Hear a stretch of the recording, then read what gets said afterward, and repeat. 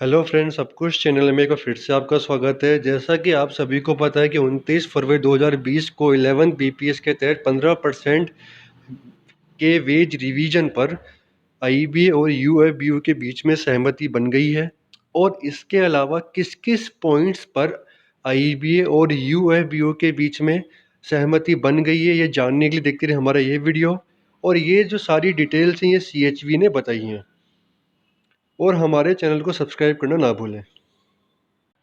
सबसे पहले मुद्दा आता है फैमिली पेंशन। यूनियन डिमांड कर रही थी कि पेंशनर्स के फैमिली पेंशन में कोई अपडेशन किया जाए। अभी डिफरेंट पेंशनर्स को डिफरेंट फैमिली पेंशन दी जाती है, जैसे 15% किसी को 20%, किसी को 30%। तो आईबीए और यूएफबीयू के बीच में 29 फरवरी 2020 को एक यूनिफॉर्म फैमिली पेंशन को लेकर सहमति बन गई है और ये यूनिफॉर्म फैमिली पेंशन 30% होगी। सेकंड डिमांड थी एनपीएस। जैसे सेंट्रल गवर्नमेंट एम्प्लॉय को अभी रिसेंटली एनपीएस एम्प्लॉयर की तरफ से 14% इंक्रीज कर दिया गया था। तो बैंक एम्प्लॉय भी डिमांड कर रहे थे कि उनका भी जो एनपीएस है जो बैंक की तरफ से जमा होता है उसको 10% से बढ़ाकर 14% कर दिया जाए। तो 11 बीपीएस के तहत आईबी और यूएफबीयू में ये सहमति बन गई है कि अब जो एनपीएस कटेगा 11 बीपीएस के तहत वो 10% से बढ़ाकर 14% कर दिया गया है एम्प्लॉयर के लिए। मतलब अब जो बैंक आपकी सैलरी से एनपीएस जमा करेगा बैंक की तरफ से वो 14% होगा। तीसरी डिमांड थी कि ग्रेजुएटी को इंक्रीज किया जाए। तो इस बारे में भी आईबी और यूएफबीयू के बीच में सहमति बन गई है कि ग्रेजुएटी 11 बीपीएस के तहत इंक्रीज की जाएगी, लेकिन कितने अमाउंट पर की जाएगी इसके बारे में अभी फैसला आना बाकी है। नेक्स्ट बात आती है पीएल एनकेसमेंट की। अभी जो बैंक एम्प्लॉय को पीएल एनकेस करने का ऑप्शन दिया जाता था वो सिर्फ एलएफसी से लिंक था। अगर आप एलएफसी लेंगे तो उसी टाइम पे आप अपनी पीएल एनकेस कर सकते हैं। तो इस बार 11 बीपीएस में आईबीए ने एक न्यू चीज़ इंट्रोड्यूस की है कि हर एम्प्लॉय 1 साल में 5 और सीनियर एम्प्लॉय जिनकी सर्विस 5 साल से कम बची हुई है वो 7 पीएल हर साल एनकेस कर सकते हैं। सेकंड बात यह है कि पीएल के लिए कि अभी जैसे पता है कि 240 लीव आप रिटायरमेंट टाइम एनकेस कर सकते हैं और मैक्सिमम 270 तक होल्ड कर सकते हैं। इसके ज़्यादा अगर आप करते हैं तो आपकी पीएल लैप्स हो जाती हैं। तो इस बार आईबी और यूएफबी के बीच में 11 बीपीएस के तहत यह भी सहमति हो गई है कि इस बार स्लाइटली इंक्रीज किया जाएगा पीएल के मैटर में। देखिए ये कितना होगा ये अभी तक क्लियर नहीं हो पाया है। सेकंड बात आती है सिक लीव के लिए। इस बार आईबीए ने 90 डेज सिक लीव एनहांस कर दिया है। इसके अलावा वीमेन एम्प्लॉय के लिए बहुत बड़ी गुड न्यूज़ है।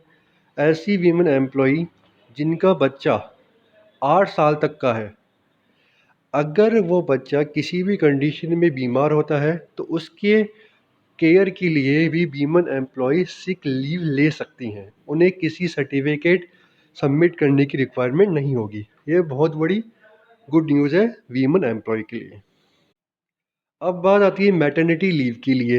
11th बीपीएस में मैटरनिटी लीव के लिए भी कुछ चेंजेज हुए हैं। अगर ऐसी सीनियर लेडी एम्प्लॉय जिन्होंने 2 बार जो मैटरनिटी लीव मिलती है वो अवेल कर ली है और उन्हें कोई हेल्थ इश्यूज रहता है, तो इस बार 11 बीपीएस में एक नई लीव इंट्रोड्यूस की गई है जिसके तहत ऐसी सीनियर लेडी को 2 महीने की एक्स्ट्रा लीव दी जाएगी।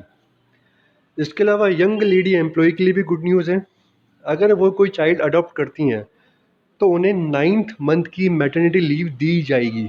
ये जो मैटरनिटी लीव थी चाइल्ड अडॉप्शन के लिए पहले 6 मंथ थी, अब 3 महीने का इसमें इजाफा कर दिया गया है। ये आईबी और यूएफबीयू के बीच में सहमति हो चुकी है। अब बात आती है मेल एम्प्लॉय के लिए पैटर्निटी लीव के लिए में भी कुछ दिनों का इजाफा किया जाएगा। इसके बारे में आईबी और यूएफबीयू के बीच में सहमति हुई है। अब ये कितने दिन का इजाफा होगा ये अभी क्लियर नहीं हो पाया है। आईबी ने इस बार एक स्पेशल लीव इंट्रोड्यूस की है। अगर किसी आपके एरिया में कर्फ्यू लग गया है या नेचुरल कैलामिटी हो गई है जिस कारण आप अपने बैंक नहीं जा पा रहे हैं, तो इस वाली कंडीशन में पहले क्या होता था कि आपकी एब्सेंट या लीव मार्क कर दी जाती थी। देखिए इस बार क्या होगा, 11 बीपीएस के तहत एक नई स्पेशल लीव इंट्रोड्यूस की गई है। अगर ऐसी कोई कंडीशन होती है तो आपके एब्सेंट कभी मार्क नहीं किया जाएगा, आपकी सैलरी नहीं कटेगी, आपको एक स्पेशल लीव के तहत एक छुट्टी दी जाएगी। सेकंड बात आती है एलएफसी के लिए। तो 11 बीपीएस के तहत एलएफसी में कुछ चेंजेज हुए हैं। इस बार डिस्टेंस जो पहले था उसमें थोड़े स्लाइटली इंक्रीज किया गया है, लेकिन अभी कि कितना इंक्रीज हुआ है इसको अभी डिक्लेयर नहीं किया गया है।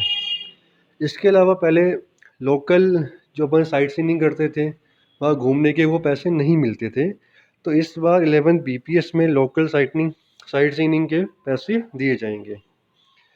इसके अलावा क्या है, अगर कोई एम्प्लॉई जो है जिनकी पोस्टिंग एक्सट्रीम लोकेशंस पर है तो उनको इस बार 11 बीपीएस के तहत एक एक्स्ट्रा एलएफसी का ऑप्शन भी दिया जाएगा। नेक्स्ट जो बात आती है एचआरए की। अगर कोई भी एम्प्लॉई प्रमोशन पर या बैंक के किसी रूटीन वर्क के लिए एक प्लेस से दूसरे प्लेस पर ट्रांसफ़र किया जाता है तो उसको 1 मंथ हाउस रेंट रीइंबर्समेंट का ऑप्शन दिया जाएगा। यह 11th बीपीएस में न्यूली इंट्रोड्यूस हुआ है।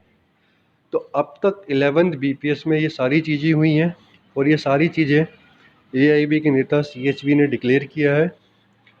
और अधिक जानकारी के लिए देखते रहिए हमारा चैनल और प्लीज़ सब्सक्राइब करना ना भूलें। And thanks for watching this video.